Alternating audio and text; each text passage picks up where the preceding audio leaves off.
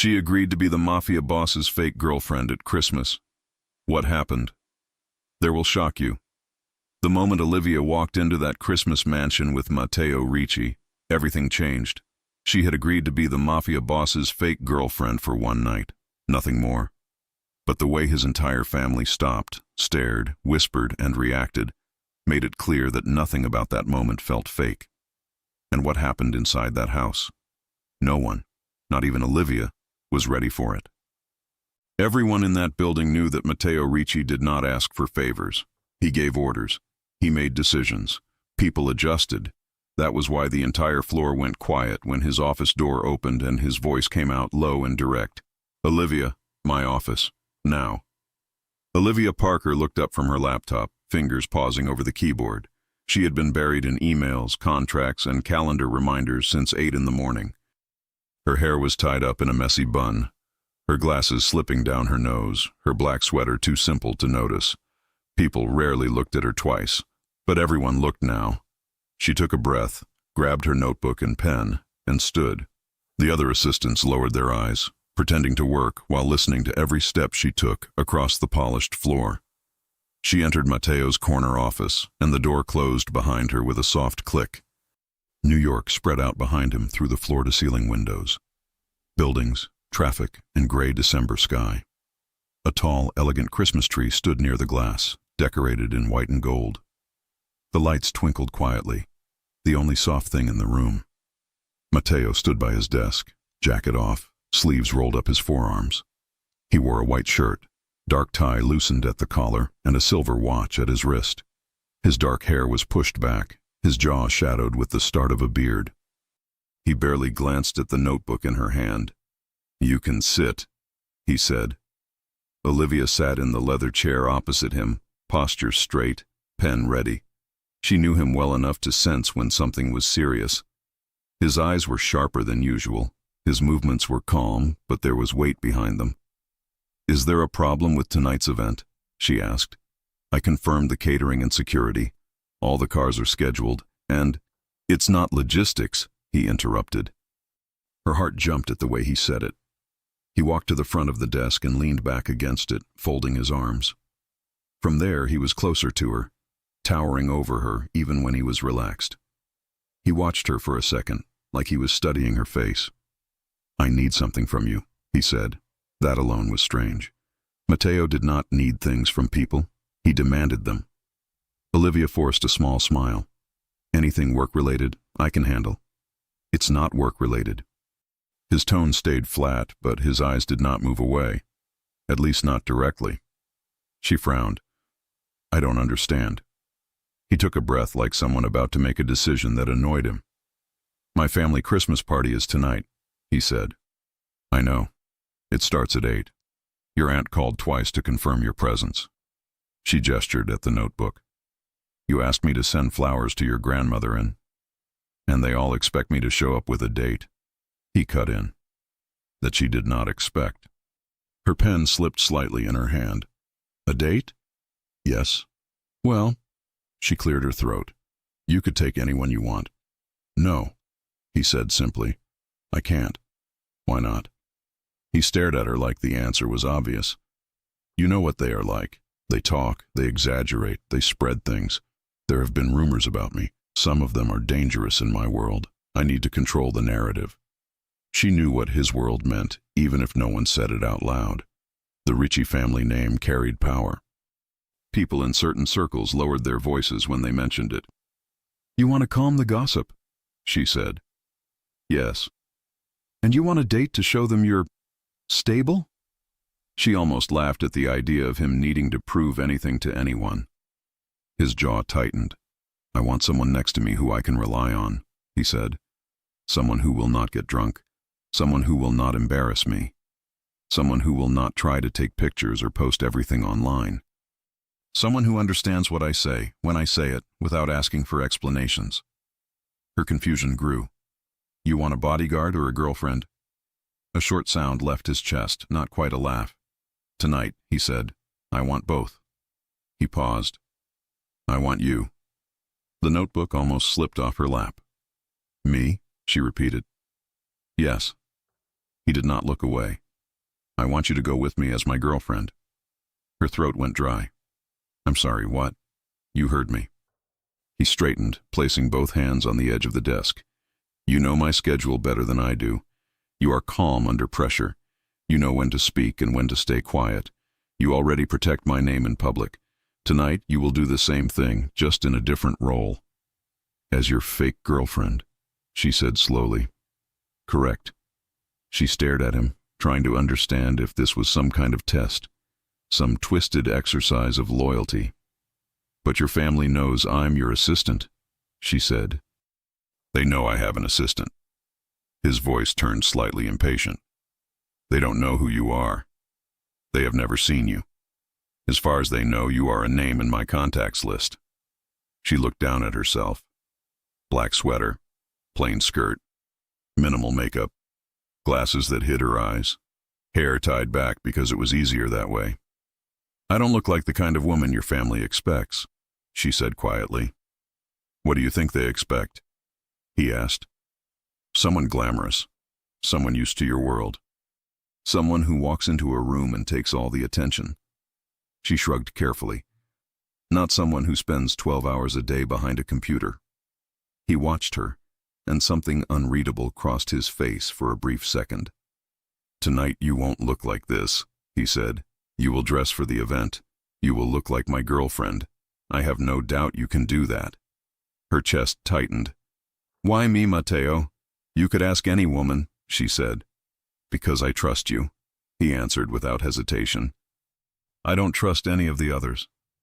The certainty in his tone made her stomach flip. She thought about what it meant, about walking into his family home on his arm, about a room full of people who had never seen him with anyone, about the rumors, the expectations.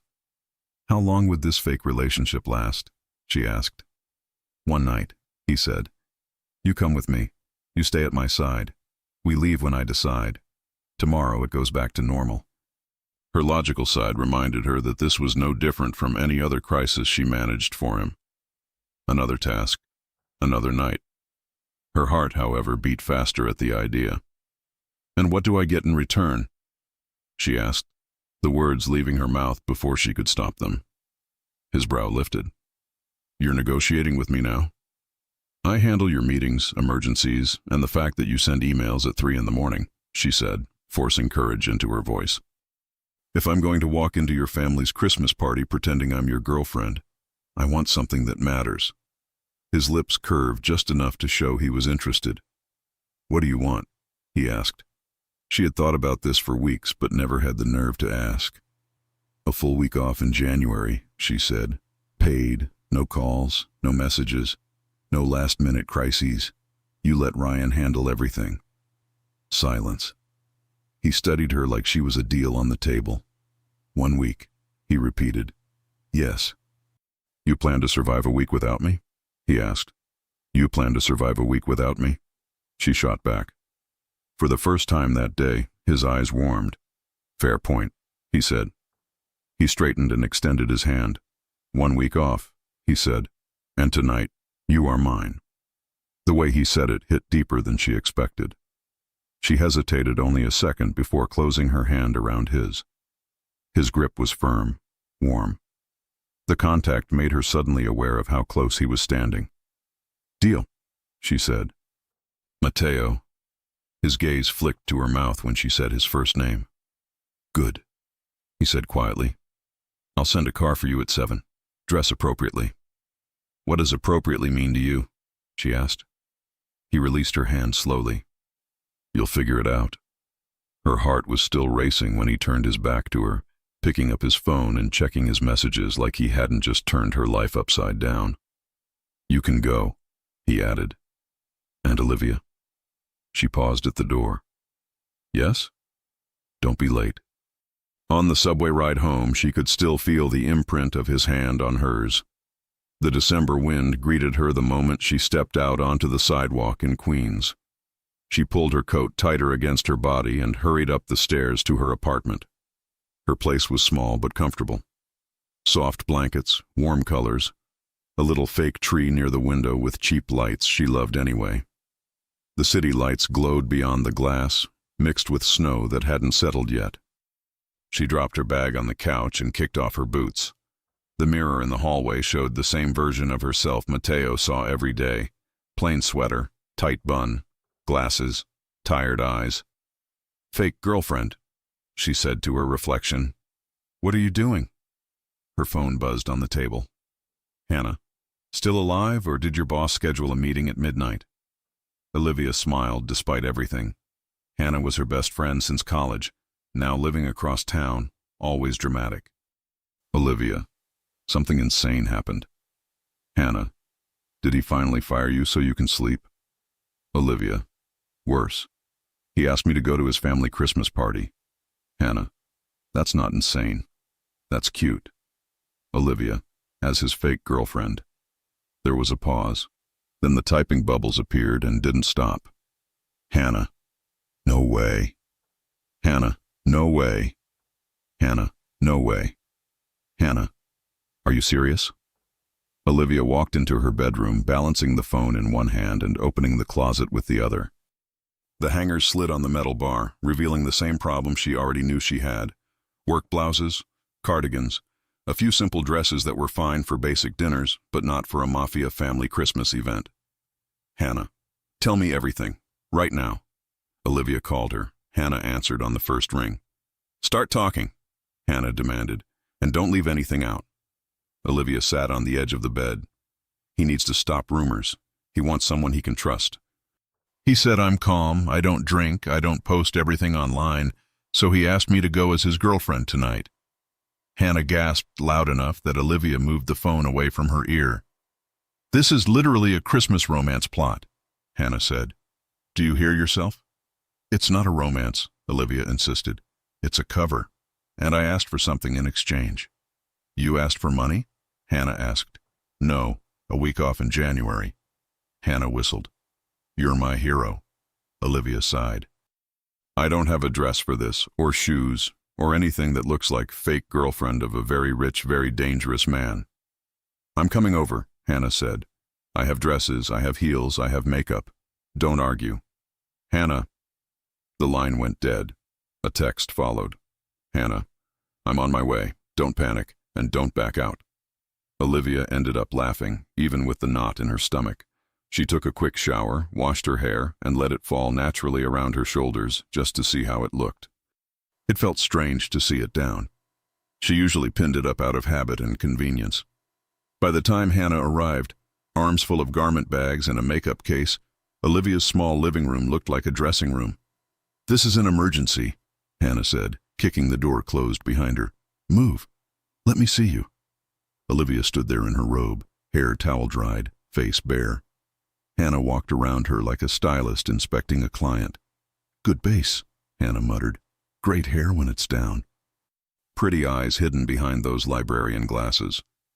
"They help me see," Olivia said. "Tonight, contacts," Hannah replied. "No arguments." They tried 3 dresses before finding the right one, a deep emerald green that picked up the color of Olivia's eyes. It had thin straps, a fitted waist, and a skirt that brushed her knees. Classy, not loud, elegant, but not uncomfortable. Hannah did her makeup with patient hands, even skin, a touch of blush, subtle eyeshadow, black eyeliner that lifted her gaze, mascara that made her lashes long and soft. She filled Olivia's lips with a rich, warm red that felt completely different from her usual lip balm. Contacts replaced her glasses. A delicate necklace rested against her collarbone. Small gold earrings caught the light when she moved her head. When they were done, Hannah pushed her in front of the mirror. Olivia stared.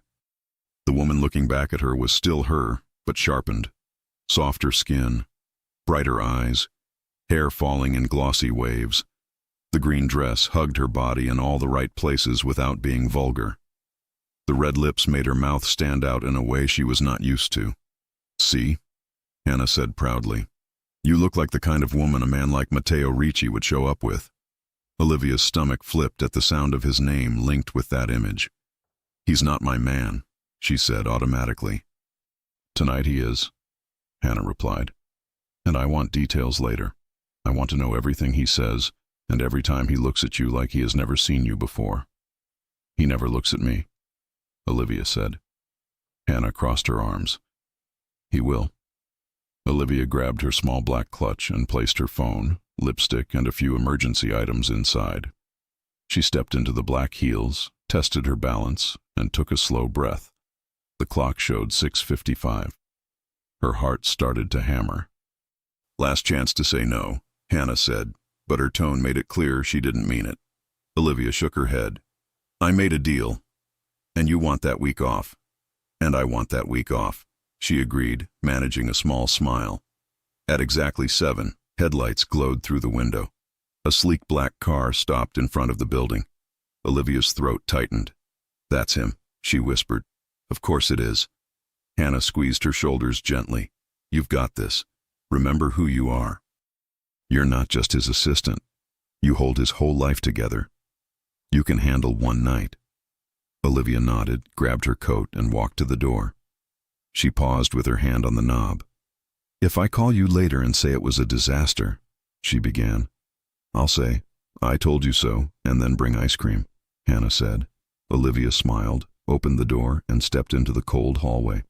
The driver was already out of the car when she walked outside, pulling her coat tighter against the cold.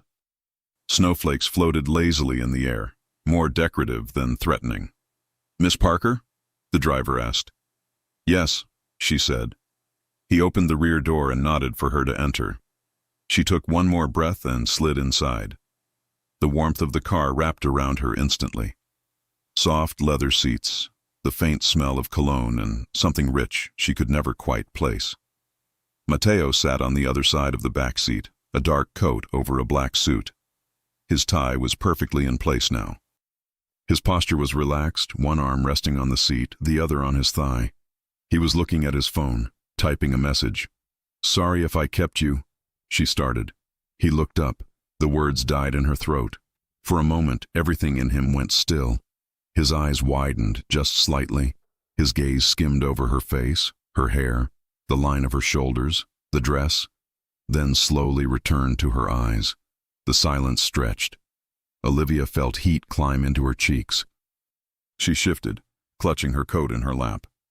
If this is too much, she said quickly, I can ask the driver to turn around and I'll change into something more. Don't, he said. The single word came out low, almost rough. He blinked once, like he was pulling himself together, then let his eyes travel over her again, slower this time. You look... He stopped, jaw tensing for a second as if choosing his words carefully. Very good. A laugh escaped her, short and nervous. Very good. That's... detailed. He leaned back in his seat, but his eyes did not leave her. You clean up well, Olivia, he said. If my family sees you like this, they will believe you're with me. That did something strange in her chest. I'll do my best to play the role, she replied. We have a few rules first, he said. Rules, she echoed. Yes. His tone switched to business, something familiar that oddly helped her relax. Rule 1, you stay close to me at all times. No wandering off alone. If you need something, you tell me or one of my men. Okay, she said. Rule 2, if anyone makes you uncomfortable, you tell me. You don't smile and pretend it's fine. She raised her brows. Even if it's someone from your family? Especially if it's someone from my family, he said. Understood. Rule 3, if I put my arm around you, hold your hand, or kiss your cheek, you go with it. Don't pull away. Don't act surprised. He held her gaze. You are my girlfriend tonight. It needs to look natural. Her pulse jumped. Right, she said, trying to sound calm. I can handle that. He watched her a second longer, as if checking if she meant it, then nodded. Do you have any questions? He asked. She swallowed. What are you going to tell them about how we met? The truth, he said. That you work for me. That I couldn't function without you. Her breath caught. Do you really want to tell them that? She asked. It's accurate, he said simply. She looked down at her hands in her lap and saw that they were trembling. She clenched them together to stop it. Aren't you nervous? She asked. No. She gave him a look. His mouth twitched. I don't like this kind of attention, but I don't get nervous. You're really going to walk in there and announce that you have a girlfriend? She asked. Yes. And when they ask how long we've been together? She pressed. He thought for a moment. 3 months. Why 3 months? She asked. Long enough for it to be serious, he said. Short enough for them to believe they simply didn't know. She nodded slowly. And our first date? The rooftop restaurant on 5th, he said without hesitation. You wore a black dress. I spent the whole night watching you talk and ignored the food. She stared at him. You just made that up. That's what they want to hear, he said calmly. And if they ask me, you say the same, he replied. You can act shy if you want. They will think it's romantic. The car turned, leaving the busy streets and heading toward a quieter, more expensive neighborhood. Olivia, he said after a moment. Yes? You did well today, he said. Most people in your position would have panicked. I'm panicking, she said. I'm just doing it internally. He almost smiled. Keep doing it like that. It works. She studied his face for a moment, the strong line of his jaw, the focus in his eyes. Up close, with the city lights sliding through the windows, he looked both untouchable and unexpectedly human. Mateo? She said. What happens after tonight? She asked. With your family. With this story. We let it fade, he said. Or we use it again if we need to. She swallowed. And at the office? At the office, he said. You go back to being my assistant. A small, strange ache opened in her chest at how easily he said it. Right, she said softly. Of course. The Ricci family property appeared at the end of a long, lit driveway. White lights wrapped around the trees, outlining their branches. Garlands decorated the front railing. Wreaths hung on the big double doors. Through the wide windows, she could see movement and color, people walking past, the glow of a tall tree in the main hall. The car slowed to a stop near the entrance. Olivia's hands grew cold despite the warmth of the car. You're not backing out, Mateo said, watching her reaction. No, she answered quickly. A deal is a deal. He looked satisfied with that. The driver stepped out to open the door on Mateo's side first. Mateo adjusted his coat, then looked at her one last time from inside the car. Ready? He asked. No, she thought. Yes, she said. He stepped out. Cold air rushed in for a second. Then the driver opened her door. She gathered her coat in one arm, placed her hand in Mateo's when he offered it, and stood. The night was colder here, quieter. Music and voices floated from inside the house. She could hear laughter, clinking glasses, a child shouting something. Mateo helped her slip out of her coat, his hands brushing her shoulders as he lowered the fabric down her arms. He handed the coat to a staff member waiting by the door. When he turned back to her, she was fully visible under the soft entrance lights. His gaze moved over her slowly, starting at her shoes and climbing up the line of her legs. The green dress, the delicate necklace, her face. His eyes darkened, and this time there was no way for him to hide it. For one brief second, Mateo Ricci looked like a man who had been hit by something he did not see coming. He stepped closer, his hand sliding around her waist like it belonged there. His fingers rested firmly at the small of her back, guiding her toward the door. You look, he began, voice lower. He stopped, swallowed, and tried again. You look perfect. Her heart tripped. Remember, he added, leaning closer so only she could hear. Tonight, you're mine. The door opened before she could answer, and warm light spilled out over them. Voices rose from inside, heads turned.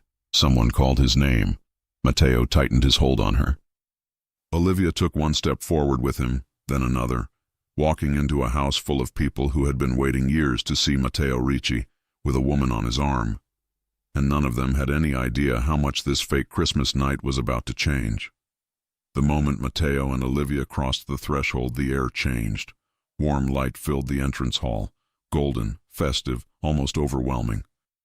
A tall Christmas tree sparkled near the staircase, decorated with red ribbons, white lights, and crystal ornaments that reflected everything around them.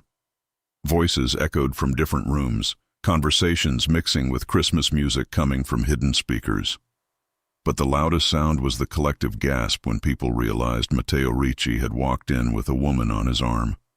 Every head turned, every whisper stopped, every glass paused mid-air. Olivia felt the weight of dozens of curious eyes scanning her from head to toe, evaluating, comparing, guessing.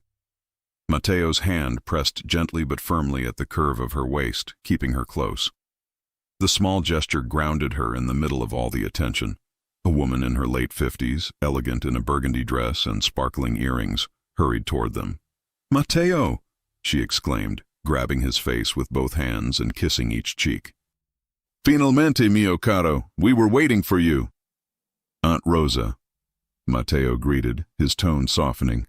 Then Rosa turned her full attention to Olivia, and her reaction was priceless. Her eyes widened, her mouth fell open. She grabbed Olivia's hands immediately. "And who is this beautiful girl?" Matteo's fingers tightened around Olivia's waist. "This is Olivia," he said, "my girlfriend." The word echoed like a shockwave. Several people nearby gasped. A man choked on his drink. Someone whispered, "He brought someone." Another said, "It's happening. It's really happening." Aunt Rosa put a hand over her heart. "Matteo Ricci, you brought a girlfriend to Christmas and didn't call me. I should hit you with my shoe." Olivia laughed nervously. "It's wonderful to meet you, Aunt Rosa." Rosa squeezed her hands tighter. "You call me Aunt Rosa already? Dio mio, I love her. Matteo, don't lose this one." Olivia's cheeks warmed. Matteo cleared his throat. "We just arrived." "We should—" Before he could finish, more relatives crowded around them. Uncles, cousins, distant family, all talking at once. "How long have you been together? When did you meet? Where did he take you on your first date? Matteo, quando farai una proposta?" The questions piled on Olivia like snowflakes. Thousands, harmless but overwhelming. Matteo answered some smoothly. "We've been together for a few months. We met at work. She keeps my world together." Each answer made Olivia's stomach turn in a new, unexpected way. Then someone shouted, "We need pictures!" Before she could protest, a cousin with a camera dragged them toward the tree. Matteo placed his arm fully around her waist, pulling her flush against his side. When the flash went off, Matteo lowered his head slightly, his breath brushing her ear. "You're doing well," he murmured. Her skin tingled. "I'm trying." "Don't try," he whispered. "Just stay with me." Click. Another picture. And another. Some cousins squealed because Matteo had never taken pictures with a woman before. Children gathered at the bottom of the frame, smiling. A baby cried. Someone spilled wine and blamed the excitement. When the camera session ended, Matteo guided her toward the living room area where a long dining table sat beautifully decorated with candles, wine, and plates of appetizers. Everywhere she looked, people kept glancing at her, whispering behind glasses. It was flattering, terrifying, and oddly thrilling. She leaned toward Matteo. "Are they always like this?" "This is calm for them," he said dryly. That was terrifying on its own. A cousin in her 40s waved them over. "Matteo, bring your beautiful girlfriend. Sit with us." He led Olivia to a sofa, sitting close enough that their thighs touched. The heat of his body seeped into her skin in a way that was impossible to ignore. "Olivia," the cousin began, "you must tell us everything." "When did Matteo first ask you out?" Olivia hesitated. Matteo answered for her. "She said no the first time." Everyone gasped dramatically. Olivia turned, eyebrows raised. "I did?" He leaned closer, his hand resting on her thigh for the first time, warm, gentle, sending a shiver up her spine. "You said you were busy," he murmured. She nearly forgot to breathe. "And I insisted," he added louder for the others. The women at the table swooned. "He insisted! Matteo, finalmente sei umano!" Olivia laughed, the tension easing. And that's when a younger boy, maybe 16, leaned toward her with admiration all over his face. "Miss Olivia," he said shyly, You're much prettier than the girls Mateo usually talks to." Mateo shot him a warning look. The boy paled. "Sorry. I meant, you look really nice." Olivia laughed softly. "Thank you."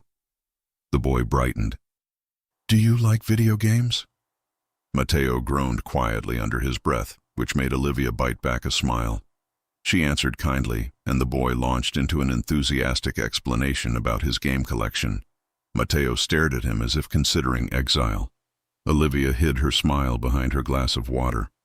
For a moment, everything felt warm and almost normal, like being part of a family she had never belonged to before. Then a smooth, teasing voice broke the moment. Well, look who decided to show up with company."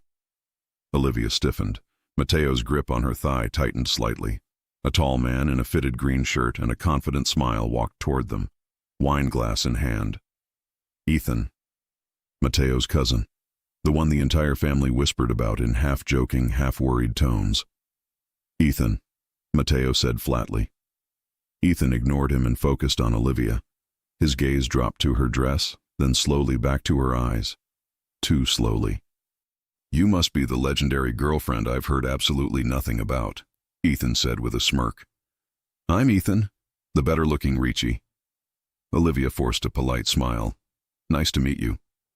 Ethan sat on the arm of the sofa, far too close for Mateo's liking. "You know," he began, swirling his wine, "I always thought Mateo would end up with someone cold, distant, maybe terrifying like him." Mateo glared. Ethan continued, ignoring it. "But you're surprisingly sweet. And beautiful. Very beautiful, actually." Olivia opened her mouth to respond, but Mateo spoke first.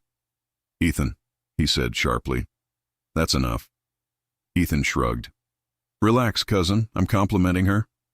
"It doesn't sound like a compliment," Mateo muttered. Ethan smiled wider. "I'm just saying, if Mateo doesn't treat you right, you should know the rest of the Ricci men are available." Olivia felt Mateo's entire body stiffen. "Merry Christmas," Ethan added with a wink. Then he walked away with a grin, leaving Mateo practically vibrating with irritation. Olivia touched Mateo's arm gently. "He's just teasing. It's fine." "No," Mateo said immediately. "He was flirting with you." She blinked. "It was harmless." "It wasn't harmless to me," Mateo muttered, jaw tight. Her heart jumped at the possessive tone. He leaned closer, voice low enough that only she could hear. "You're mine tonight," he said. "He needs to remember that." Olivia swallowed, pulse quickening. He probably meant it as a joke. Mateo shook his head slowly. "He meant it, and he needs to stay away from you." Something warm spread through her chest. A mix of nerves, butterflies, and something she wasn't ready to name. She didn't want to admit it. But hearing Mateo sound jealous stirred something deep inside her. The kind of something that shouldn't exist in a fake arrangement. Before she could answer, Aunt Rosa clapped her hands loudly from across the room. "Everyone, dinner is ready. Come, come. And Mateo, bring your lovely girl with you." Mateo stood and offered Olivia his hand. She took it. His grip was firm, protective. They walked to the dining room together, surrounded by chatter, laughter, and curious eyes. But Olivia only felt one thing: Mateo's fingers intertwined with hers, and the way he didn't let go. When they reached the table, Mateo pulled her chair out for her, surprising everyone, including Olivia. The gesture was gentle, elegant, almost old-fashioned. Families around the table watched them with fascination. When Mateo sat beside her, his knee brushed hers under the table. He didn't move it away. Conversation flowed again, but Olivia felt Mateo's attention drifting to her every few seconds, checking if she was okay, if she needed anything, if anyone bothered her. At one point, Aunt Rosa leaned in across the table. "So, Olivia," she said, eyes sparkling mischievously, "when did you realize you liked Mateo?" Olivia froze. Mateo looked at her as if the answer mattered far more than it should have. She forced a small smile. "I guess I started liking him the day I realized he wasn't as intimidating as he looks." Aunt Rosa raised a brow. "And when was that?" Olivia laughed nervously. "Last week." The table erupted in laughter. Even Matteo smiled, the expression small and rare. Then, from across the table, Ethan's voice floated again. "I told you she was too good for you, Matteo." Matteo's jaw tightened, but Olivia reached under the table and touched his knee softly. "Don't," she whispered. His eyes met hers. Something softened inside him. He covered her hand with his, fingers warm and steady. "Fine," he murmured. "For you." The rest of dinner passed with teasing, questions, and a growing sense of belonging Olivia had never felt before. But the night wasn't over, not even close, and trouble was only starting to simmer. Because as Matteo escorted her toward the living room after dinner, someone announced, "It's time for the Ricci family Christmas game." Everyone cheered. Olivia blinked. "Game?"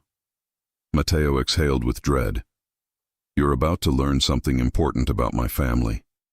"What?" "They live for this moment," he muttered. "And we can't escape."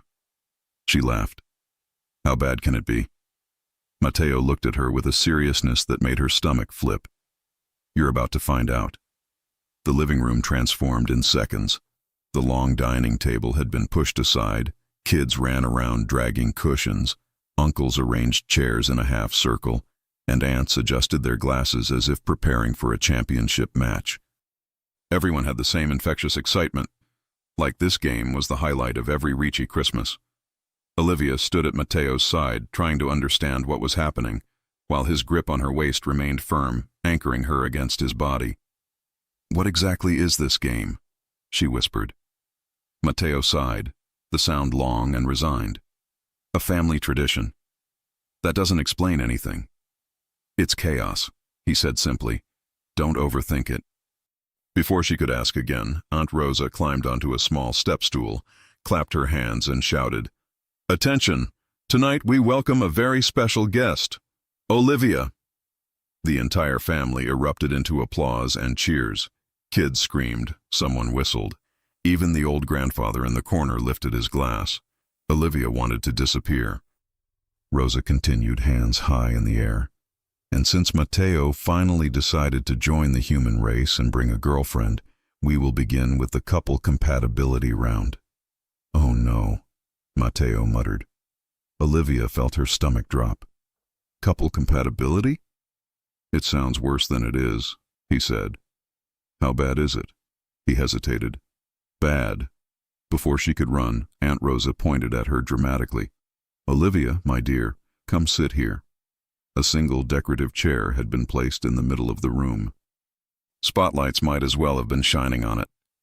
"Oh God," Olivia whispered. Matteo touched her lower back gently. "I'm with you," he said. "Right behind you." That helped. A little. She walked to the chair and sat, crossing her ankles delicately, trying to look composed while the room buzzed with excitement. Aunt Rosa grinned. "Perfect. Now, Matteo, come stand beside her." Matteo stepped forward and placed a reassuring hand on her shoulder. Rosa lifted a basket full of folded papers. "These are questions. Questions that decide if a couple is meant to be or if they are doomed." "Doomed," Matteo repeated dryly. "Really?" Aunt Rosa ignored him. "First question," she announced grandly. "Who said I love you first?" Olivia's eyes widened. Matteo's jaw tightened. "We're not—" Olivia began. "Matteo," Rosa interrupted. "Answer." He glanced at Olivia for a long second. His stare was heavy, warm, almost too intimate. "If I had said it," he said slowly, "she would have been the first to know." The room sighed collectively. A few women pressed hands to their chests. Olivia's cheeks burned. Rosa cackled. "We accept that answer. Next question." She pulled another paper.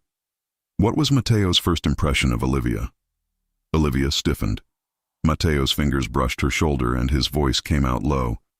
"I noticed she was quiet." Olivia fought the urge to laugh. "Quiet, quiet," he repeated. "And smarter than everyone else in the room, including me." Someone shouted, "He admitted it! He admitted it!" Matteo glared at the cousin responsible. Rosa waved dramatically and dove into the basket again. "Oh, this one is good. What does Olivia do that annoys Matteo the most? Olivia turned her head to look up at him. Well? He didn't hesitate. Nothing she does annoys me, Matteo said simply. The room collectively melted. Olivia swallowed. She wasn't supposed to feel anything when he said things like this.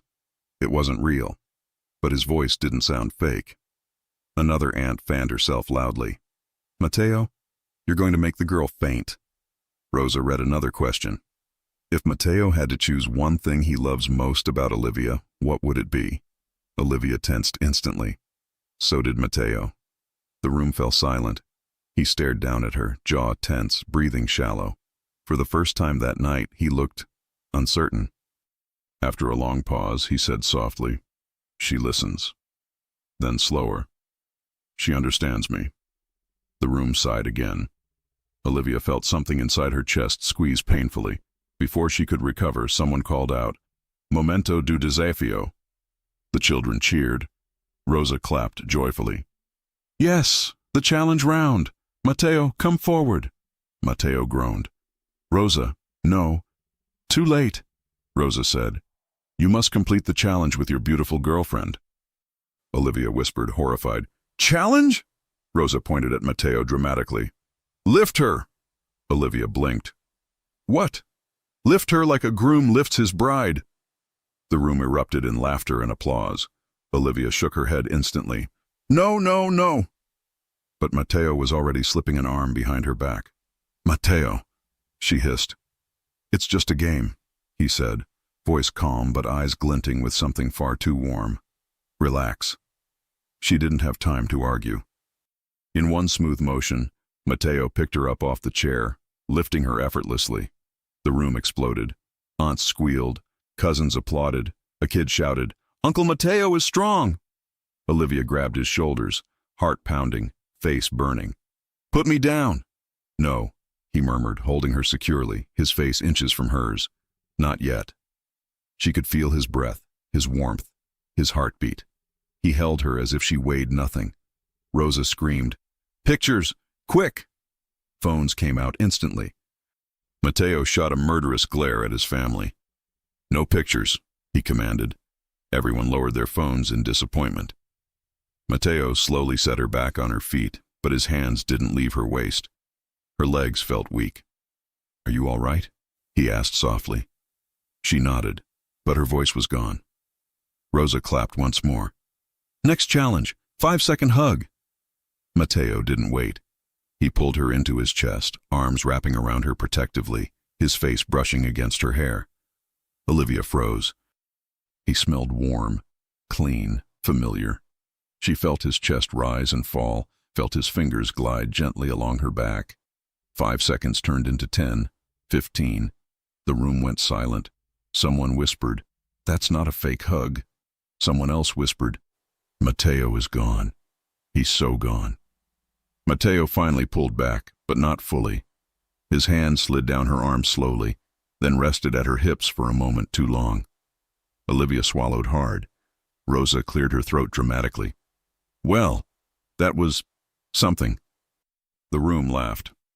For the final question, Rosa said, lifting one last paper, Does Matteo get jealous? Ethan appeared from the back of the room, leaning on the doorframe with a smirk. Oh, he gets jealous, Ethan said loudly. Trust me. Matteo's eyes snapped to him. Olivia tensed. Rosa raised her palms. Let the girlfriend answer. Every eye turned to Olivia. She glanced up at Matteo, at the tightened jaw, the darkened eyes, the possessive hand still on her hip. Yes, she said quietly. He does. The room erupted in cheers and teasing. Matteo exhaled slowly, then leaned down, his lips near her ear. That cousin of mine needs to keep his distance. Olivia shivered. He was just teasing. Don't defend him, Matteo said under his breath. I didn't like the way he looked at you. It was harmless. It wasn't harmless to me. Olivia's breath caught. The room suddenly filled with movement again as the challenge ended, and people rushed forward to congratulate them, ask more questions, or tease Matteo mercilessly. But Matteo didn't move. He kept his hand on her hip. His other hand slid lightly down her arm. He turned her gently to face him, blocking the view of the family behind him. "You okay?" he asked. She nodded. "You sure?" His voice was low. "Yes." Mateo's eyes softened. Something unguarded flickered in them. Something dangerous to her heart. Before she could speak, Ethan walked over again, wine glass in hand. "So," he said smugly, "Olivia, while you're playing games over here, have you considered—" Mateo stepped in front of her instantly. "One more word," he warned Ethan, "and I'm done pretending you're joking." Ethan smirked. "Relax, cousin. She's lovely. I'm just appreciating." "Don't," Mateo said. "Why?" Ethan teased. "Afraid she'll realize she has options?" Mateo's control snapped. He took a step toward Ethan, shoulders tight, jaw hard. Olivia reacted instantly, grabbing Mateo's arm. "Don't," she whispered urgently. "Mateo, don't do this here." His eyes stayed locked on Ethan for a long, dangerous moment. Then he inhaled slowly, forced his head to turn toward her, and met her eyes. The warmth in her gaze pulled him back from the edge. He exhaled. "For you," he said softly. She squeezed his arm gently. Ethan chuckled. "Interesting. Very interesting." He walked away, but Mateo kept watching him until he disappeared into the crowd. Olivia touched Mateo's chest lightly. "I'm fine, really." He covered her hand with his. "I know. I didn't expect to feel—" He cut himself off. She raised her brows. "To feel what?" He shook his head. "Never mind. Come with me." "Where?" "Somewhere quieter," he said. He slid his hand down her arm, laced his fingers with hers, and guided her toward the back of the house. As they walked through the doorway, Olivia's pulse raced. Mateo Ricci wasn't just playing a role anymore, and she could feel it. The balcony door closed behind them with a soft click, muffling the noise of the Ricci family inside. In there, laughter, music, and conversations blended together. Out here, there was only the cold night air, the faint scent of pine coming from the trees, and Mateo. He took a few steps forward, then stopped, hands in his pockets, eyes fixed on the ground for a moment before finally lifting them to her. Olivia felt her heart beating so hard it seemed to vibrate in her chest. "Why did you stop me back there?" Mateo asked bluntly, his voice low and tense, when Ethan kept talking. Olivia stepped closer slowly. "Because this is your family's Christmas party.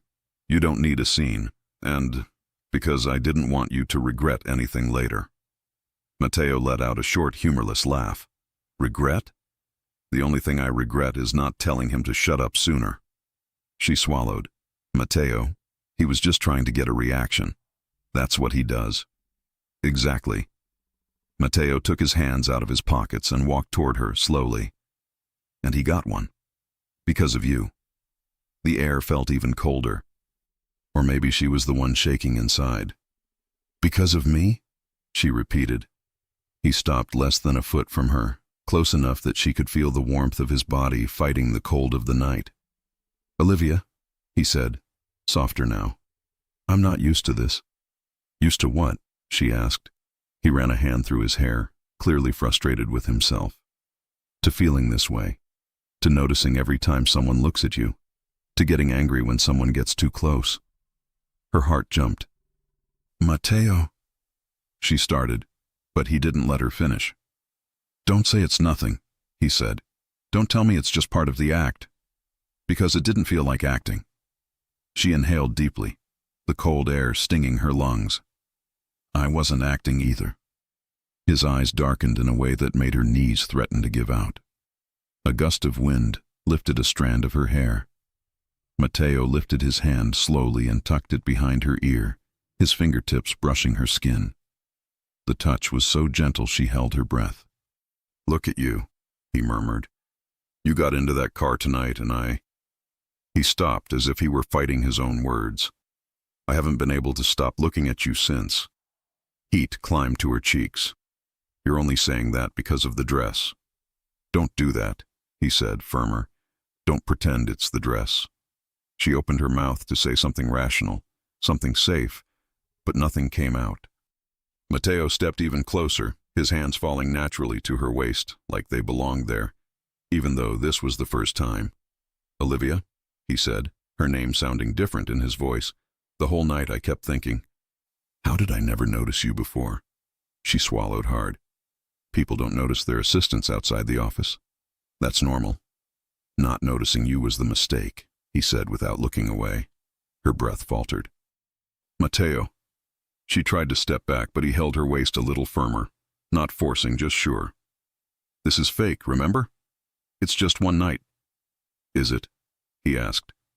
Yes, she whispered. We made a deal. He leaned his head closer, close enough that the tip of his nose brushed hers. And how do you feel right now? Does this feel like a deal? She bit her lower lip, too nervous to lie. No, she admitted. It doesn't. Something flashed in his eyes, relief, desire, fear, all at once. He lifted a hand, touching her chin gently and tipping her face up toward his. Olivia, he whispered. If you want me to stop, say it. She didn't move. In any other situation, she would have said it. She would have put logic above emotion. She would have remembered this was an arrangement, a favor, not something real.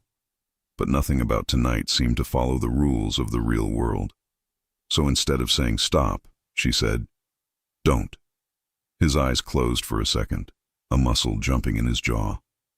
He leaned in slowly, as if holding himself back with invisible threads, the tip of his nose brushing hers, when the balcony door suddenly opened. Matteo, a woman's voice called. They jumped apart so fast the air between them seemed to break. Aunt Rosa stood at the door with her hands on her hips. Why are you two freezing out here? Come inside, the dessert is ready. Matteo took a long breath, pulling himself together. We're coming. Rosa smiled, looking between them like someone who knew exactly what she had interrupted, then shut the door. A heavy silence settled. Olivia crossed her arms over her chest. We should go back. Matteo exhaled through his nose, clearly trying to regain control. Right. He extended his hand to her. For a moment she hesitated. If she took that hand, something would shift. They wouldn't walk back into that living room as the same two people who had stepped out onto the balcony. But the truth? Something had already shifted. So she placed her hand in his. His fingers closed around hers like it was the most natural thing in the world, more natural than it should have been. They walked back inside hand in hand, and no one hid their enthusiasm. The whole room turned toward them, and everyone saw the expression Matteo tried to hide and the pink on Olivia's cheeks. Aunts elbowed each other. Cousins raised their brows. Kids grinned. The grandmother, sitting near the fireplace, made the sign of the cross as if she had just witnessed a Christmas miracle. Finally, she whispered. Olivia laughed, embarrassed. Matteo kept her hand in his, guiding her toward the dessert table. Then Ethan appeared, of course, at exactly the worst moment. He approached with a teasing smile. Enjoying your little romantic getaway on the balcony? Matteo didn't even look at him. Don't start. Ethan raised an eyebrow. Why? Did she calm you down? Olivia squeezed Matteo's hand, silently pleading, don't answer. He answered anyway. She makes everything calm, Matteo said without hesitation. Ethan froze for a second. So did Olivia. Even the gossipiest aunt in the room gasped. Matteo looked surprised at his own honesty, but he didn't take it back. Olivia's heart beat so loudly she was sure everyone could hear it. Ethan recovered, smirking. Interesting. Very interesting. Matteo finally looked at him. Stay away from her. Or what? Ethan challenged. Olivia pulled Matteo's arm gently. Please. He inhaled deeply, clearly wanting to say more, but forcing himself to stop. Ethan stepped back with both hands raised. Fine, fine. I'll leave the lovers alone. He walked away. Olivia released a slow breath. That could have escalated. Matteo met her eyes. I don't care about him. I care about you. The world around her faded, until a loud aunt grabbed both of them and announced, It's time for the official photos. More photos, more smiles, more teasing. Matteo never left her side, never let go of her hand, and from time to time his arm slid around her waist like he needed to remind himself she was there, with him. When the final photo was taken, the room calmed down, people moved to desserts, and children ran around chasing sweets. Olivia finally felt she could breathe again.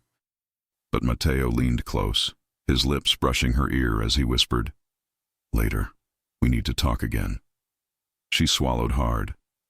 "About what?" she whispered. He slid his thumb slowly across her hand, gentle, intimate. About what almost happened on the balcony. Her heart raced, and Matteo walked away, leaving her standing there for a few seconds, trying to recover from the promise he had just made. Matteo didn't stop looking at her. Even with the living room full, kids running, aunts talking loudly, and Christmas music playing in the background, his eyes kept going back to Olivia. When he made that small gesture with his hand, calling her over, her knees felt weak. She walked toward him slowly, feeling every step. He was standing near the fireplace now, a glass of water in his hand, blazer open, tie slightly loose. More relaxed on the outside, much less relaxed on the inside. When she stopped in front of him, he didn't smile. He just looked at her like he was trying to sort his thoughts. "You disappeared," he said. "I was in the kitchen," she replied. "Your aunt wanted help with the desserts." "Of course she did," he muttered. "They already love you." Olivia shrugged. "They're very kind." He took a breath. "We still need to talk." Her throat went dry. "About the balcony." "About everything," he corrected. Before he could continue, Aunt Rosa's voice cut through the air again. "Everyone, come back to the living room. It's time for the second round of the game." Matteo closed his eyes for a second. "They don't stop." Olivia almost laughed. "You said this is calm for them." "I lied," he replied. "This is war." Even so, he took her hand again. "Come on," he said. "If we refuse, they'll come here and drag us out." They went back to the center of the room. The chairs had been rearranged into a circle, now with a small table in the middle. On it, a bell, some cards, and 2 little name signs. One said Matteo, the other said Olivia. Olivia's eyes widened. "Oh no!" Rosa clapped her hands. "Couple quiz time," Matteo murmured, low enough only for her to hear. "I should have left when I had the chance." She took a breath. Too late now. They sat side by side, facing the entire family, each with their name sign in hand. Aunt Rosa picked up a card from the center of the table. "Rules. I ask a question about the couple. You lift the sign with the name of the person who fits the answer better. No lying. We can see your faces." The family applauded. Olivia could already feel her face burning. "First question," Rosa announced. "Who gets angry faster?" Without hesitation, Matteo raised the sign that said, Matteo. Olivia did too. The room exploded in laughter. "Very good," Rosa approved. "At least you both agree." Matteo tilted his head toward Olivia. "That was quick." "You almost punched your cousin at Christmas," she reminded him. "It wasn't a hard choice." His lips moved in almost a smile. Rosa picked up another card. "Who is more romantic?" Olivia thought for a second. She raised the Matteo sign. Matteo blinked, surprised, then slowly raised his with Olivia. "Ah!" The whole room reacted at once. Rosa laughed. "They don't agree." "Matteo, why do you think she is more romantic?" "Because she believes in people," Matteo said simply. "She still believes things can turn out right. I don't." Olivia felt a lump in her throat. "And Olivia," Rosa asked, "why do you think Matteo is more romantic?" She looked at him for a moment before answering. "Because tonight he's trying," she said. "He doesn't like this kind of attention, but he's doing it for his family. And for me." A collective ooh rippled through the room. The aunts sighed. The cousins whistled. Matteo spent a few seconds just staring at her, like he'd forgotten the rest of the world existed. "Next question," Rosa went on, eyes shining. "Who started liking the other first?" Olivia's heart raced. She knew what her truth was. Without thinking too much, she lifted the sign with Olivia. A few seconds later, she realized Matteo still hadn't raised his. Everyone waited. He finally lifted his sign slowly, the one with his own name. The room went wild. Of course, I knew it. He pretends he doesn't, but he always feels everything first. Olivia stared at Matteo, eyes wide. You, what? He looked right back at her, not avoiding anything. You really think I never noticed you? He asked quietly. I thought you only saw my emails, she answered. Your emails are very efficient, he said. But I have eyes. Before she could push him further, Rosa grabbed the next card. Who gets jealous more? They both raised Matteo at the same time. The family burst into laughter. Ethan, leaning against the wall with a glass of wine, lifted his hand.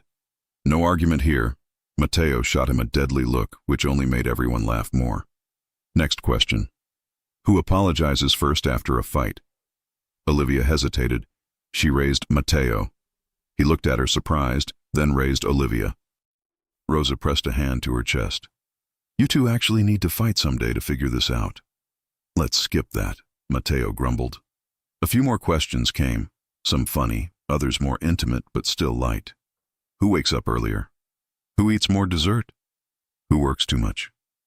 In almost all of them, they showed they knew a lot about each other. In others, they surprised one another. Each answer, each laugh, each look tightened an invisible line between them. Then Rosa grabbed the last card. Last one, she announced, and then dessert. Very important question. She looked at both of them with a mischievous smile. Who fell harder? A heavy silence fell. Olivia's stomach flipped. She looked at Matteo. He wasn't looking at her. He stared at the floor for a second. She could have lifted either name. She could have turned it into a joke. She could have played it safe. But in the end, her fingers moved on their own. The sign that went up was Matteo. Her face burned, but she didn't lower it. For a few seconds, Matteo didn't move. The family held its breath. Then, very slowly, he lifted his sign. Olivia. The noise that followed was a mix of screams, laughter, hands hitting the table, and people repeating, I knew it. Look at that, and they're gone. Matteo finally looked at her. His eyes were different, more open, less guarded. Maybe we both did, he murmured. Her heart beat in a way that hurt a little. Rosa clapped. Game over. You passed. Now you can stay together forever. The whole room laughed. In the middle of the chaos, Matteo put the sign back on the table, stood up, and offered his hand to Olivia. Come on, he said, before they decide to marry us in the living room. She took his hand, still a little dazed. They stepped out of the center of attention as the family focused on the dessert table. This time, Matteo didn't take Olivia outside. He led her to a quieter corner of the room, near the stairs, where the music was softer and people were distracted with cake and panettone. He turned to her, still holding her hand, his thumb slowly brushing over her skin. Olivia, he began, voice low and honest. This is getting dangerous. Her throat tightened. I know. I wasn't supposed to like this, he went on. Any of this, the games, the questions, them calling your name, you sitting next to my grandmother. You laughing with my cousins, you... He paused for a moment. You wearing that dress and holding my hand like it's normal. It's not normal, she reminded him, even though her voice came out soft. It's one night. He nodded slowly. Exactly, one night. But it doesn't feel that way anymore. Her chest ached. What does it feel like then? He looked her straight in the eyes. It feels like I don't want it to end. For a second, she forgot how to breathe. Matteo, she whispered. You're saying things you might regret tomorrow. I don't think I will, he replied. There was a moment where neither of them said anything. The noise of the family stayed in the background, laughter, cutlery, voices. But in that small space near the stairs, the world had shrunk to just two people. Matteo stepped closer. Olivia, he said, lower now. Look at me. She did. He reached up and gently brushed his thumb along her cheek, moving a loose strand of hair away. You're shaking, he noticed. It's cold, she tried. Inside the house? He challenged. She smiled nervously. Okay, Maybe it's not the cold. His lips curved slightly. I'll fix it. Before she could ask what he meant, he moved. Mateo tilted his head and closed the distance between them. For a second, she thought he was going to kiss her right there, in front of everyone. But what he did was different. Softer. He touched his forehead to hers first. Her eyes closed on their own. Their breaths mingled. His hand at her waist pulled her a little closer. The other rested along the side of her face, thumb stroking her skin in the lightest caress. Tell me to stop, he whispered. She didn't. He kept his forehead against hers for a few more seconds, like he was trying to memorize the feeling. And then, instead of going straight for her mouth, Mateo turned his head slightly and pressed his lips to her forehead. A simple kiss. Calm. Careful. But it hit Olivia deeper than anything else he could have done. He stayed there a little longer than necessary. When he pulled back, she opened her eyes slowly. That didn't look fake, she said, almost in a whisper. He held her gaze. It didn't feel fake. The words hung between them. Her heart started racing again. Mateo, she began, but she didn't even know where to start. He took a deep breath. We can't have this conversation here. Where then? She asked. He glanced up at the stairs, then back at her. Come with me. Olivia looked around quickly. The family was too busy with food and comments about the game to pay attention to them. Even so, going somewhere else with him felt like a huge step. Mateo, if we disappear, they'll notice, she said. They'll survive, he replied. I need 5 minutes. Alone. With you. Without my cousin. Without questions. Without games. Just the way he said alone with you made her knees weak. Please, he added, in a tone she had never heard from him before. She had no defense against that. 5 minutes, she agreed. He didn't think twice. Still holding her hand, Mateo started up the stairs, guiding her down a quieter hallway, away from the noise to a door at the end. He pulled a key from his pocket, unlocked it, and opened the door, revealing a smaller, more intimate office than the one in Manhattan, but with the same organized feel. Bookshelves, a wooden desk, an armchair, a window overlooking the garden. He walked in first, let her step inside, then closed the door behind them. The click of the lock sounded too loud in the silence of the room. Olivia stood near the desk, her heart racing at a speed she couldn't control. Mateo leaned his back against the door for a second, like he was forcing himself to breathe normally. This is my grandfather's old office, he said. No one uses it much anymore. No one will come in without knocking. Okay, she answered, not really sure what else to say. He took a few steps until he stood directly in front of her.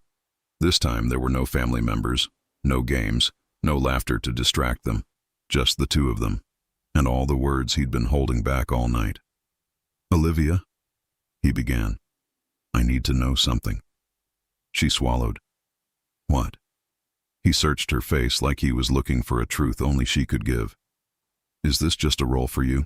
He asked. Tonight. This thing. Us. Is it only an agreement for you? The question fell over her with a weight she didn't expect. She could lie. She could say yes, that it was just a different kind of work, that on Monday everything would go back to normal, that she would walk into the office, sit behind her computer, and nothing would have changed. But if she said that, it would hurt, and the hurt was already an answer. I tried to think of it as a role, she admitted. I told myself it was just one night, that I would play the perfect fake girlfriend and go home. And now, he pushed, voice low. She looked up at him. Now it doesn't feel fake anymore. Not when you look at me like that, not when you almost hit your cousin, not when you kissed my forehead in front of half your family. His jaw tightened. His hand moved, like he wanted to touch her again, but he held back. So it's not just me, he said. She shook her head. No. The breath he let out was long, heavy. So tell me, he went on. What happens after tonight? You go back to being my assistant and we pretend we never felt this. Her chest constricted. I don't know. I do, he said, stepping closer, closing the distance even more. I know I don't want to pretend. Her voice came out small. What do you want then? He looked straight into her eyes. I want to try this. For real. Without games. Without rules. Without it ending when the car drops you home. The room suddenly felt smaller. She had seen Matteo negotiate million-dollar deals with total coldness. She had seen him face dangerous men without moving a muscle in his face. But now he looked exposed. So I'm asking, he said, calm but with something intense holding every word together. If I kiss you now, for real, with no one watching, no game, no performance, are you going to tell me it's just part of the agreement? Her heart beat so fast it almost hurt. She didn't answer. Not with words. But she stepped closer, and that was all he needed. Matteo's hand rested along the side of her face, warm and steady, his thumb brushing her cheek in a slow, careful stroke. His forehead was only inches from hers, the air between them charged and quiet, as if the world had stopped just to watch what would happen next. Last chance, he whispered, voice low and rough. Tell me this is fake, and I'll stop. Olivia's breath trembled. She knew she should step back. She knew she should remind him, remind both of them, that this was supposed to be a one-night deal. That tomorrow morning she would go back to being his assistant, sitting at her desk, scheduling his meetings like nothing happened. But she didn't step back. She stepped closer. Matteo let out a soft exhale, relief, hunger, something deep, and lowered his head, his lips brushing the edge of hers in the faintest, most delicate touch. It wasn't a kiss, not yet, but it felt like one. Like the beginning of something the two of them might not be able to undo later. His fingers slid to the back of her neck, holding her gently, drawing her closer. She closed her eyes. He leaned in, and a knock exploded against the door. Matteo? Are you in there? Someone shouted from the hallway. They froze. Olivia's heart jumped into her throat. Matteo pressed his forehead against hers, eyes closed, jaw tight with frustration. You've got to be kidding me, he muttered in a low groan. Another voice came, higher and dramatic. Matteo, darling, dessert is melting. Come taste the tiramisu. It was Aunt Rosa. Of course it was. Olivia almost laughed, but she was afraid it would come out shaky.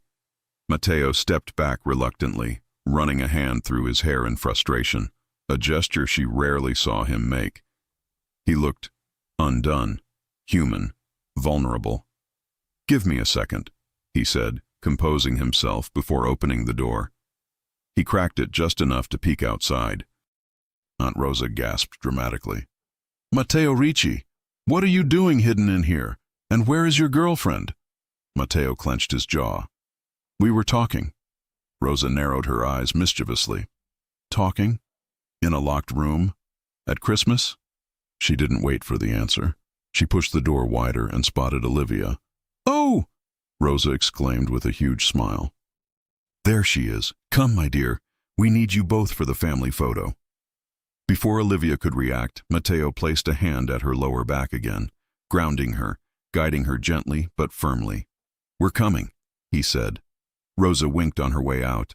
Don't take too long next time you two disappear. People will start rumors. Matteo shut the door behind them with a long breath. They're already talking.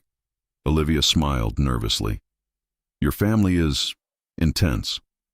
He looked at her then, really looked, and the softness in his eyes made her chest tighten. You okay? He asked, voice gentler now. She was still recovering from the almost kiss, the closeness, the confession he didn't finish. I'm fine, she whispered. You're not, he said softly. But you will be. He offered his hand again. She took it. The warmth of his palm wrapped around hers, and neither of them let go as they walked back into the noisy hallway. The living room looked even more chaotic than before. Kids ran with candy canes, a group of older relatives argued about football, and someone had turned up the Christmas music to a volume that made Olivia's chest vibrate. A tall uncle waved at them. Matteo! Olivia! Hurry! Family photo! They were pushed gently into place in front of the big tree. A photographer, probably another cousin, lifted his camera. Okay, everyone, squeeze in. Olivia tried to stand at the edge of the group, but Matteo tugged her closer, so she stood right in front of him. His arms came naturally around her waist, warm and protective, her back pressed against his chest. She could feel the steady rise and fall of his breath, the quiet strength in his hold. She tried to ignore the way her heart raced. The photographer counted down. 3, 2. Matteo leaned his mouth close to her ear. We will finish that conversation, he murmured. Olivia's breath caught. 1, the photographer said. The flash went off, but if someone asked Olivia later how that picture looked, she wouldn't remember. All she remembered was the feel of Matteo's breath against her skin and the promise in his voice. After the photo, people dispersed again. Matteo didn't let go of her hand. He didn't even try to hide it anymore. Come, he said, guiding her toward the dessert table. It was filled with everything: tiramisu, chocolate tarts, cannoli, and a massive panettone that looked taller than some of the children. Olivia picked up a small plate, trying to avoid eye contact with Matteo because every time their eyes met, she felt her heart try to escape her ribcage. You should try the tiramisu, he said, selecting a piece for her before she could decide. You're choosing for me now? She asked, amused despite herself. I'm helping, he corrected. You're controlling. I'm efficient. She laughed, a soft sound that made Matteo's expression warm in a way she had never seen at the office. He picked a fork, scooped a small piece of tiramisu, and held it near her mouth. She blinked. You're feeding me? He shrugged one shoulder. Open your mouth. Olivia's cheeks went hot. The room suddenly felt much smaller, much louder, much warmer. But she parted her lips. Matteo fed her the bite slowly, watching her reaction with an intensity that made her knees weaken. Well, he asked. It's good, she admitted. He smirked. Told you. Before she could tease him back, a small group of his female cousins crowded around them, whispering loudly enough for everyone to hear. He's feeding her. Oh, this is serious. Matteo, are you in love? Look at his face, Matteo groaned. Can you all stop? No, one of them said. We've never seen you like this. Another added, You're glowing. I don't glow, Matteo protested. Olivia laughed again. His cousins gasped. Look, she's laughing. Matteo made someone laugh. This is a miracle. He put a hand over his face. I regret bringing you all to Christmas. You love us, they sang in unison. And then they skipped away. Olivia leaned closer to him. They're sweet. They're nosy, Matteo corrected. But sweet, she insisted. He looked at her. You really think so? Her smile softened. I think your family is loud, dramatic, overwhelming, but full of love. Matteo's expression changed, subtle, but real. Yeah, he said quietly. They are. For a moment he looked almost shy, like talking about family wasn't something he did often. Olivia touched his arm lightly. You did a good job with them. He raised an eyebrow. I didn't do anything. You did, she said. You let them see you. That's harder than pretending nothing matters. Matteo stared at her like she had just said something he didn't expect to hear. Something that hit deeper than it should have. You see too much, he murmured. I pay attention, she whispered. His hand found hers again, fingers intertwining. He squeezed. She squeezed back. From across the room, the grandmother suddenly called, Matteo, Olivia, come sit with me. Matteo tensed. Here we go. But Olivia smiled, tugging him gently. Come on, she likes you. She likes you, he corrected. She likes both. Doubtful. Olivia laughed as she pulled him toward the sofa where the grandmother sat wrapped in a knitted shawl. The older woman took Olivia's hand first, patting it warmly. My dear, she said sweetly, come sit with me. Olivia sat beside her. Then the grandmother patted Matteo's knee. You too. He sat reluctantly. Then the grandmother looked straight at Olivia, ignoring everyone else. You know, she said softly, I've never seen him look at anyone the way he looks at you. Olivia felt the world go quiet. Matteo stiffened beside her. Nonna. The grandmother waved a hand. Don't argue. I have eyes. Olivia swallowed. He's been very sweet tonight. Sweet, the grandmother repeated with a proud nod. He's changed, and you're the reason. Matteo looked down, jaw tight, as if the words did something to him. The grandmother took Olivia's hand again. Don't let go of him too easily, she whispered. Olivia's chest ached. Before she could answer, Matteo stood abruptly. We should check on something. His voice was low, controlled. He reached for Olivia's hand, helping her up. Excuse us, Nonna? The grandmother nodded knowingly. As soon as they walked away, Matteo let out a long breath. Matteo? Olivia asked softly. He didn't answer at first. He just stopped in the hallway, turned to her, and looked at her like he was fighting with himself again. That's twice tonight, he said. Twice someone said I look at you differently. Her voice was barely a whisper. Do you? He stepped closer, slowly, intentionally, until her back brushed the wall and he stood inches away. Yes, he said. The single word stole the breath from her lungs. His hand lifted, brushing her cheek, tracing the line of her jaw. And the more I try to ignore it, he continued softly, the worse it gets. Her heart pounded. Matteo. He leaned in slightly, his nose brushing hers. Before, he murmured, I asked you something. She nodded. You asked if this was just a role. And you said no. Her lips parted. Yes. His gaze dropped to her mouth. And I told you I don't want this to end tonight.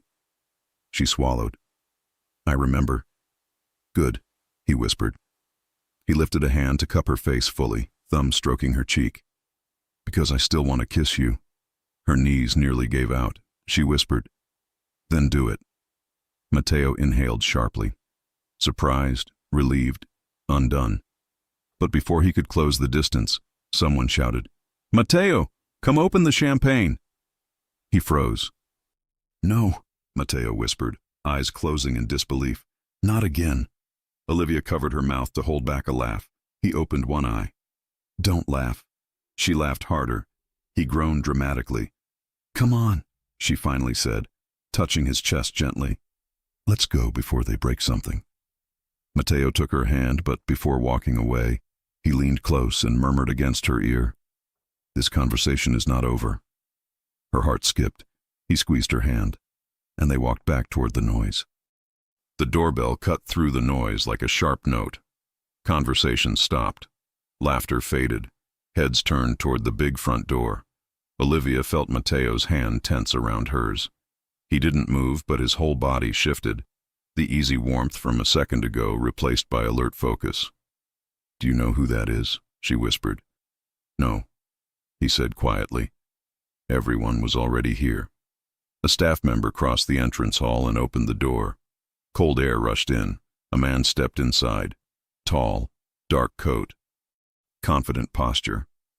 He shook off some snow and looked around with a familiar ease that said he knew this house very well.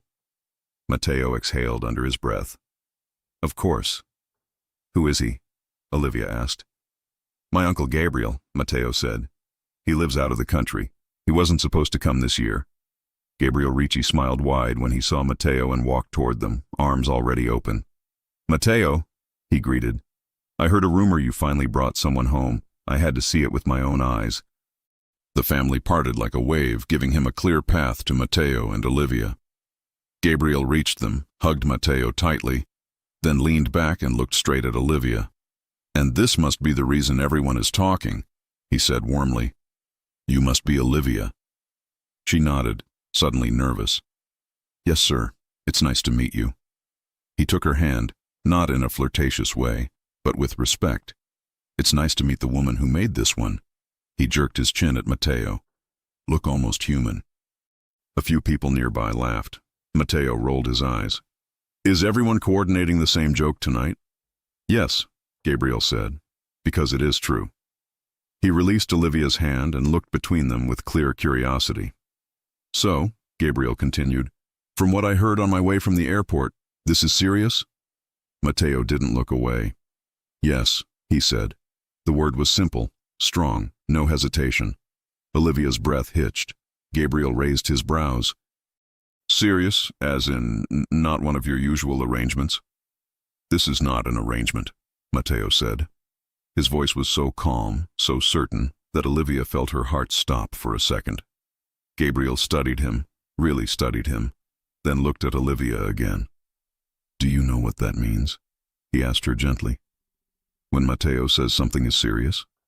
Olivia swallowed. I'm starting to learn. Gabriel smiled. Good. We like you already. He clapped Matteo on the shoulder. Congratulations. It was about time. And just like that, the tension melted.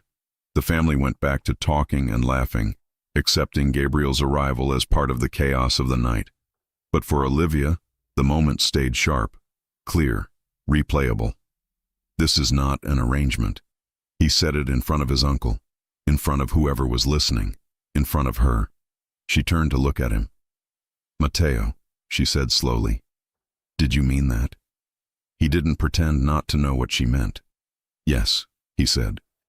Her voice was barely a whisper. You didn't hesitate. I didn't need to, he replied. She watched him for a long second, heartbeat loud in her ears. How long have you known? She asked quietly. That it wasn't just tonight? His eyes softened and something almost like a smile touched his mouth. Somewhere between the moment you got in that car, he said, and the moment my cousin tried to flirt with you. Her chest tightened. And you? He asked. When did you know? She looked down at their joined hands, at the way his fingers wrapped around hers like they belonged there. When you almost started a fight over me, she admitted. And when your grandmother said you never looked at anyone the way you look at me. He didn't look away. I don't, he said. The words sat between them, simple and heavy. The night moved on. Someone opened the champagne. Someone put on louder music. The kids started dancing in the middle of the living room. A few couples joined them. At some point, Aunt Rosa pushed a chair aside and clapped her hands. Dance! She shouted. It's Christmas. Music is playing. People are in love. Someone dance. A couple of relatives dragged each other to the center of the room. Then Rosa turned and spotted Matteo and Olivia standing near the tree. You two, she declared. Come here, dance. Olivia's eyes widened. Oh no, Rosa, Matteo started. We're fine here. No, Rosa insisted.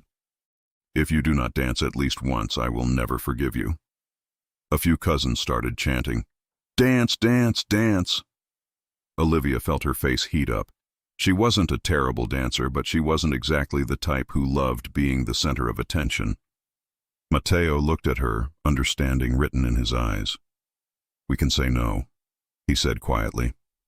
If you don't want to, we don't. She took a breath. If she said no, the moment would pass.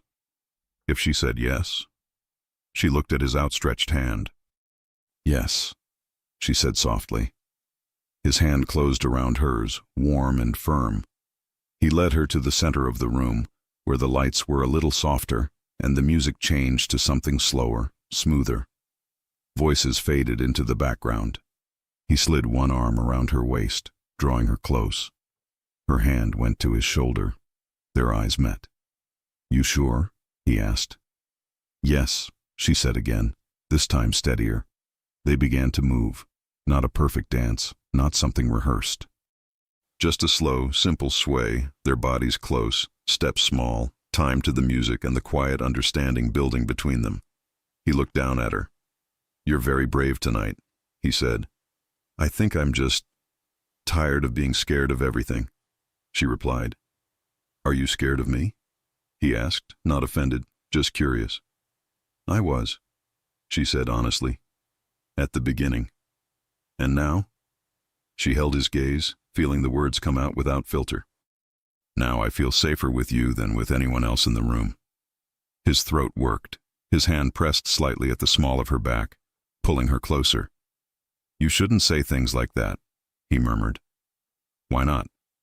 Because then I'll never let you go. Her heart stumbled. Maybe I don't want you to, she said. He stopped moving for a second. The music continued. The family laughed nearby, but Matteo just watched her, as if those words had hit somewhere important. "You know what you're saying?" he asked quietly. "Yes," she said. "I know." He exhaled slowly, then started moving with her again, but this time his gaze never left her face. "Tell me something," he said. "On Monday, when you walk into the office, what do you expect to happen?" The question hurt and healed at the same time. She considered the safe answer, the cold one, the professional one, but she had crossed that line hours ago. "I don't want to go back to pretending," she admitted. "I don't want to stand outside your office with your coffee and act like tonight never happened." He nodded slowly. "Good." "Good?" she repeated. "Good," he said again. "Because I was going to ask you not to." Her breath caught. "What do you mean?" He paused, choosing his words. "I want this," he said. "You, us, for real. Not as a favor, not as a role, not because I need to calm down rumors. I want you because when I look at my life, you're the only part that makes sense." Her eyes stung with emotion. "And I know it's fast," he continued. "I know this is one night, one party, one fake story that turned into something else. So I'm not asking you to move in, or talk about forever, or make promises you're not ready to make." He lifted a hand to her face, fingers brushing the side of her jaw. "I'm asking you to let me take you on a real date," he said.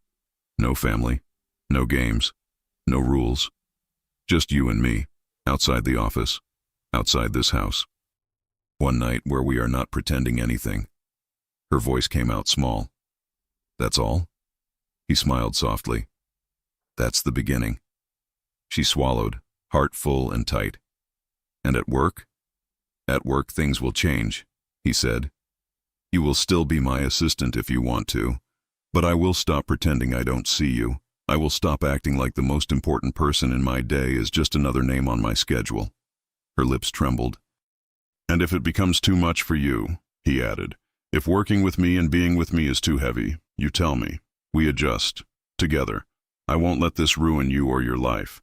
I won't let us become something that hurts you." She stared at him, tears burning at the corners of her eyes in a way she didn't like, but couldn't control. "Why are you saying all of this?" she whispered. "Because you deserve to choose with your eyes open," he said.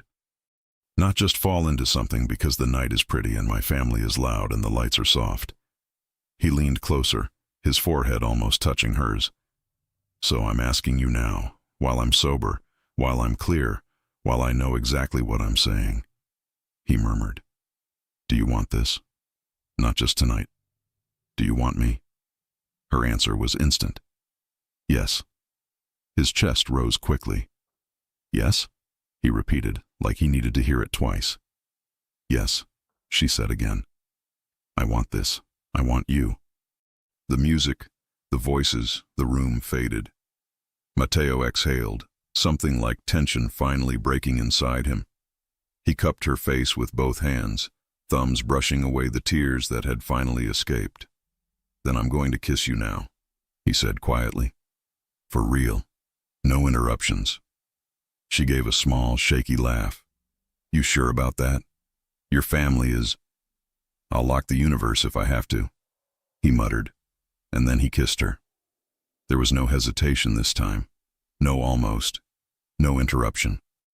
His mouth covered hers in a slow, deep, certain kiss that pulled everything else away. His hands framed her face firmly but gently. Her fingers curled into his shirt, pulling him closer. The world shrank to the warmth of his lips, the way he tilted his head to fit her better, the way he tasted like champagne and something familiar that already felt like home. He kissed her like he had been holding back for years, not hours. When they finally pulled apart, both breathing a little harder, he rested his forehead against hers again. "Definitely not fake," she whispered. He smiled, really smiled this time, wide, full, genuine. "Not even a little," he said. Someone whistled from across the room. They turned to see half the family pretending not to stare, while the other half openly clapped. Rosa dabbed her eyes with a napkin. "My job is done," she said dramatically. Christmas miracle. The grandmother, from her armchair, nodded once with satisfaction. Ethan lifted his glass in surrender. Fine. I'll stop bothering her. I don't want to die. Mateo laughed under his breath. Smart decision. Olivia couldn't stop smiling. She should have felt embarrassed. She should have felt exposed. But all she felt was right, seen, wanted, chosen. Mateo pressed a soft kiss to her temple. Do you want to stay longer? He asked quietly. Or leave soon? She thought about it. We can stay a little, she said. I like them. He nodded. They like you too. And then? She asked. And then I take you home, he said, and ask when I can see you again. You already have my calendar, she reminded him. I want the version you don't show anyone, he replied. The part with your free nights. She smiled. We'll negotiate. I always win, he said. Not always, she teased. He looked at her, eyes warm and full and strangely soft for a man like him. I did tonight, he said. She laughed. We both did. Hours later, after gifts, hugs, more food, more teasing, and countless glances that never lost their warmth, Mateo slipped her coat over her shoulders at the door. The night outside was cold and quiet, snow beginning to fall in soft flakes. The driver waited with the car already warm. Mateo opened the door for her. She paused, turning to look back at the house. Through the big windows she could still see his family, talking, laughing, living their noisy Christmas lives. How do you feel? He asked. Like I just stepped into someone else's story, she admitted. And I don't want to leave it. You're not leaving it, he said quietly. You're part of it now. He helped her into the car, then slid in beside her. As the car pulled away from the house, Olivia leaned back against the seat. Mateo took her hand again. Tell me something, he said softly. Do you still want that week off in January? She looked at him, surprised he remembered. Yes, she said. I do. Good, he said. You're going to need time to rest. From what? She asked, amused. From me, he said honestly. I work a lot. I plan to see you a lot. You'll need balance. She laughed. You plan to see me a lot? Every day I can, he said. Her heart warmed. Okay, she said. Deal. You negotiate fast, he teased. I work for you, she replied. He lifted their joined hands and pressed a kiss to her knuckles. You don't just work for me anymore, he said. What am I then? She asked softly. He looked straight into her eyes. Mine, he said, if you still want to be. She smiled, feeling the simplest, clearest truth settle inside her chest. I do, she said. He smiled back. The city lights passed by outside as the car drove through the December night. For the first time in a long time, Olivia didn't think about emails, alarms, schedules, or meetings. She thought about Mateo, about their fake story that had turned completely real, about the way he had said this is not an arrangement in front of his family, about the fact that tomorrow, next week, next month, she would walk into his office not just as the woman who kept his life organized, but as the woman he had chosen to stand beside him, not just for one Christmas night, but for everything that came after. If you enjoy stories like this, take a moment to subscribe to the channel. That's how I'll know you truly liked it. Even if you're watching on your TV, grab a second to join this family of fans who love emotional and heartfelt stories.